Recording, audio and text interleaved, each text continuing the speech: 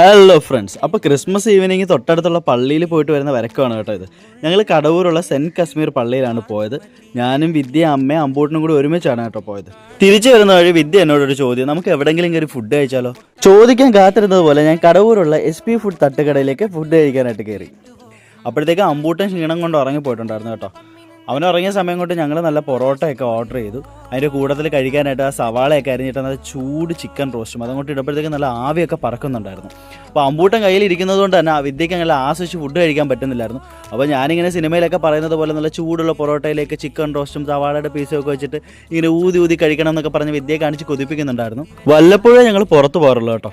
പക്ഷേ അങ്ങനെ പുറത്ത് പോകുമ്പോഴൊക്കെ എവിടെന്നെങ്കിലും പുറത്തുനിന്ന് എന്തെങ്കിലും ഒരു ഫുഡ് കഴിക്കണം എന്നുള്ളത് എൻ്റെ വിദ്യയുടെ ചെറിയ ആഗ്രഹങ്ങളിൽ ഒരെണ്ണമാണ് കേട്ടോ. പിന്നെ ഒരുപാട് ആഗ്രഹങ്ങളൊക്കെ പറഞ്ഞ് എന്നെ ബുദ്ധിമുട്ടിക്കാത്ത ഒരു പാർട്ണർ ആയതുകൊണ്ട് തന്നെ ഞാനിതൊക്കെ അങ്ങ് സമ്മതിച്ചു കൊടുക്കാറുണ്ട്. നല്ല വിശപ്പുണ്ടായതുകൊണ്ടും പുറത്ത് നല്ല തണുപ്പായതുകൊണ്ടും ആ ചൂട് പൊറോട്ടയൊക്കെ കഴിക്കാൻ നല്ല ടേസ്റ്റ് ആയിരുന്നു കേട്ടോ. അപ്പോൾ ലാസ്റ്റ് ഒരു ചായയും കുടിച്ചിട്ട് ഞങ്ങൾ വീട്ടിലേക്ക് വന്നു. അപ്പോൾ നിങ്ങൾ ഈ ക്രിസ്മസിന് എവിടെയാണ് പോയെന്ന് കമൻറ്റ് പ്ലീസ്.